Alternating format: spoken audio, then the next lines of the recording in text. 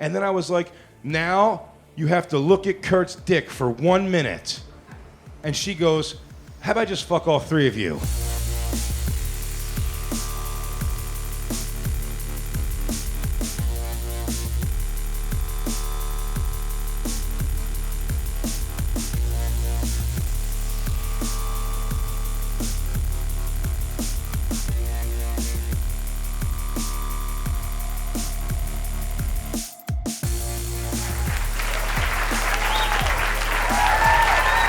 Here's the show. It's very simple. It's just a bunch of funny people, and we're all telling true stories. Ladies and gentlemen, one of the best storytellers I know, Mr. Big Jay Oakerson, everybody. Let him hear it. I'm going to tell you guys a story of a few young men coming of age, being myself, my friend Glenn, and my friend Kurt. This is early in my comedy career. So early, in fact, that we're getting ready to go be guests on my other friend's AM radio station. And we walk in to go talk our comedy shit, and we sit down with this girl who one of the studio people tells me, I go, why is there a girl in the studio? And one of my buddies goes, oh man, that chick's awesome. We all banged her last week. And I was like one at a time? I was a little naive. One at a time? And he goes, no, dude, all three of us banged her at once. And I was like, that sounds intriguing. As an adult now, at 36, that sounds kind of AIDSy. But as like, at 22, I'm like, can I have some? I want to have some. And he goes, probably. Now, I'd like to point out first that this girl, and I'm just being honest, this girl is a real world 4, but she's a gangbang 8. Does that make sense? So I think my first suggestion is I go, hey, what are you doing after this AM radio show? And she goes, going home. I go, well, we should all come hang out and play Truth or Dare. That's my big idea. At 22, a little old for Truth or Dare, but it always works. I don't know why. Like, girls will do anything if you phrase it in a Truth or Dare. It's amazing. You'd be like, dare, like, blow everybody. And they're like, oh, this is so unfair. Okay. Hold my gum. Everyone has to finish? Okay. That's what we're banking on. So we're driving to our place. She gets in our car. We're driving over there. And we stop at a convenience store because we're responsible. We got to buy some condoms. And it's up to me to go in and buy condoms. So I go buy 6 normal condoms. A package of 6, that's 2 condoms each. That's pretty good. For a gangbang, 2 condoms apiece? We go back to this girl's house, where she lives, and I'm not lying to you, in the attic. It's her parents' home, but they keep her in the attic like some kind of whoreback of Notre Dame. They just sit up there and just like take cocks with one hand and ring a bell every hour. Bing, bong, mom, mom, mom, mom. First thing we notice, her bed broken. One leg completely off, and it's down on the ground. And I go, what's up with that? And this is her answer. She goes, oh, I had some friends in from the military last week. She's gangbanging weekly and sometimes taking on entire fleets of Marines, which is pretty aggressive. I mean, I don't know if you get one of those USO coins for that, but she should have one. So we're doing some Truth or Dare, and I'm like, show us your boobs. And she's very bored with this. She's like, whatever. But we're still young men, except we're like, woo, boobs. Like, we're so excited. And we're like, show your vagina. I don't want to say pussy because it seems too gruff. Show your vagina. And she's like, whatever. And then I was like, now you have to look at Kurt's dick for 1 minute. And she goes, how about I just fuck all three of you? And I actually went, what? Come on. Here? I don't know. Can we? All right.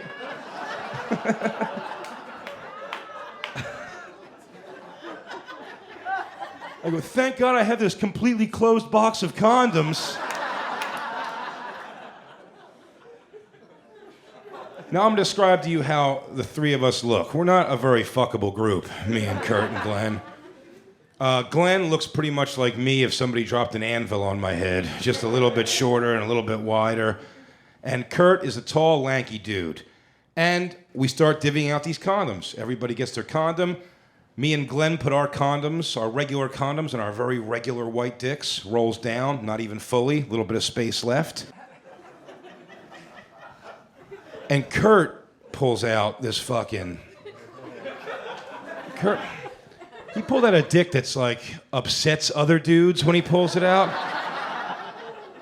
And he did it, once he saw our dicks and us just doing a little like, holding the tip and like trying to roll down this condom, he pulled his huge dick out he just splayed it out in the room. It was so fucking big. It was wearing a Hulkamania shirt. His dick did this when he pulled it out. And I was like, I'm not gonna cheer for you, so stop.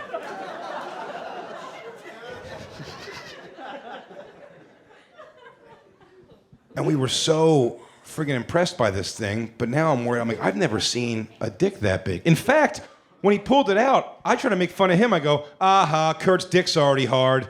And he goes, no, it ain't. And I go, holy shit. I just stared at his dick the rest of the time. Like, this is something, huh? Is that real? That all you?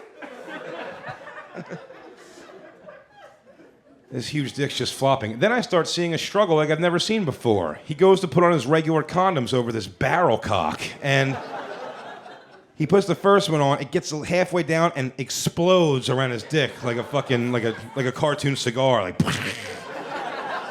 The other one he starts rolling, just shoots across the room. And then he looks at two fat guys with small dicks and he goes, what do I do now? I'm like, I don't know, man. This is a problem I've never been faced with. Like, garbage bag and a rubber band, or like fucking...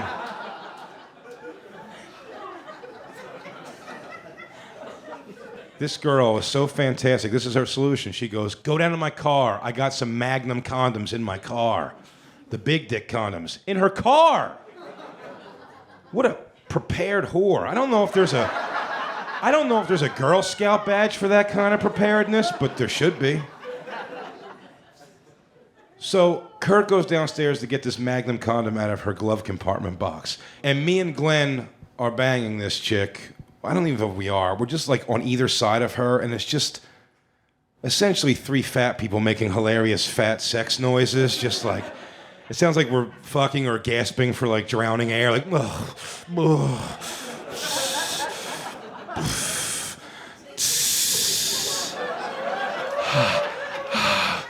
Water.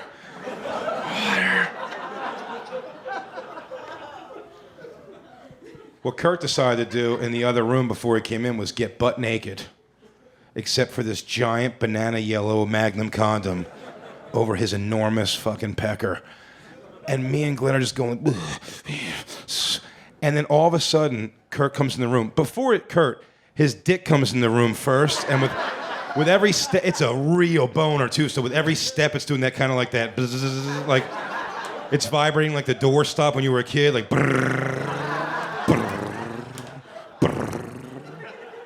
Like a plank someone just jumped off of. Like, where are you?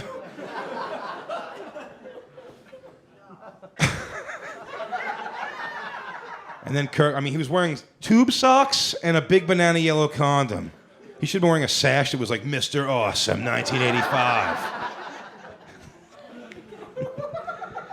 And he comes in the room, and almost in a show of just like primal respect, me and Glenn like rolled out of the way like synchronized swimmers, like, oh, the headliner's here. And like, just kind of, you've had your appetizer, now comes... And Kurt starts going to work on this chick. Really giving her the business, which I'm impressed, because here's the thing. During me and Glenn, she didn't make a lot of noise, but granted so.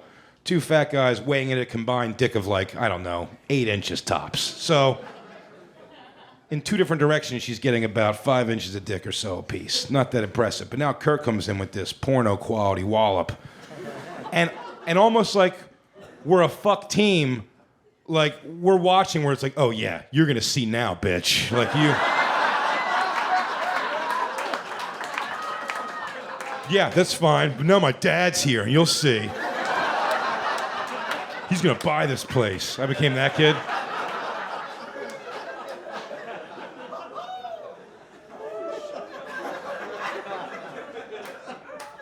And Kurt starts giving her the business. And I know he's making noises. He's sweating, and he's not fat at all. He's giving it actual effort.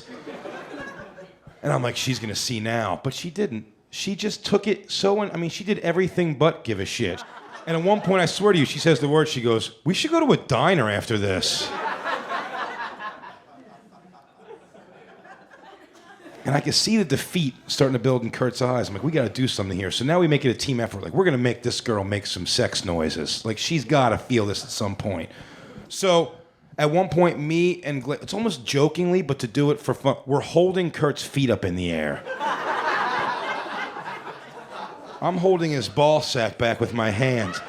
We're taking everything away and making him just a completely aerodynamic, humongous penis. Like we're gonna just drill, like we're gonna stab her with his cock into her vagina. And I just remember that feeling of like, where I was like, yeah, she'll see. And we're ramming Kurt into her cooch. Just like heave ho, and like me and Glenn are looking at each other over Kurt's ass, like, right?